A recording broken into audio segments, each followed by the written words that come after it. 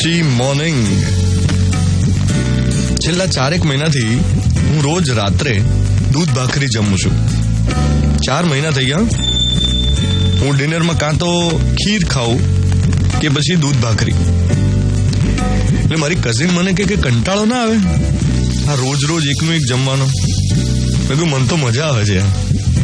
સાચું કહું, મને બહુ જ મજા આવે છે. એક પણ દિવસ એવું ફીલ નથી થતું કે હું કંઈ મિસ કરું છું. આ શું રોજ એકનું એક જમવાનું?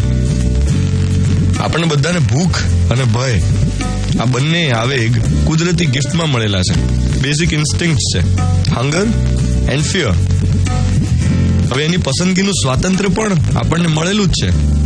We have the freedom to choose our fears. આપણને કુદરતે એવું વિચારવાની ક્ષમતા પણ આપે છે કે આપણા માટે સાચું શું ખોટું શું.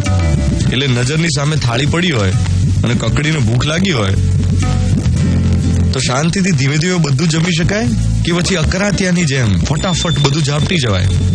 આ બંને ચોઇસીસ આપણી પાસે છે. અને જો બુદ્ધિ હોય તો ભૂખ જેટલું જ ખાઈ શકાય. ચોઇસ આપણા હાથમાં છે.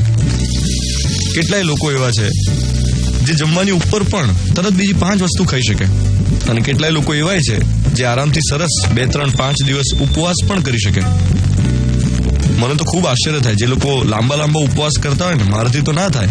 મને એમ થાય કે એ લોકોના મનની શક્તિ કેવી જબરદસ્ત હશે કે આટલા લાંબા ઉપવાસ કરી શકે છે. મારું મન તો એટલું કેળવાયું જ નથી કે 2 ઉપવાસ પણ હું કરી શકું. અને આવું જ ડરનું છે. જેટલું ડરવું હોય એટલું ડરી શકાય, જેટલું રડવું હોય એટલું રડી શકાય, જેટલું ના ડરવું હોય એવું ના પણ ડરાય. બધું જ મનની તાકાત ઉપર છે.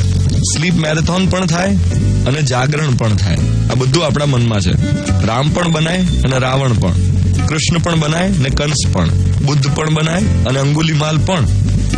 અને એક બહુ ઇમ્પોર્ટન્ટ વાત અહીંયા એ છે કે જેને 10% રામ બનવું એને 10% બની શકે, જેને 30% જેટલા રામ બનવું એ 30% બની શકે. જેટલા ટકા આપણામાં કૃષ્ણ ડેવલપ કરવા હોય એટલા કરી શકાય. આ છે આજનું મોર્નિંગ મંત્ર. તમારામાં કેટલા ટકા રામકૃષ્ણ ડેવલપ થયેલા છે એ સવાલ પૂછીને આજના દિવસની શરૂઆત કરો. 7:10 થઈ રહી છે.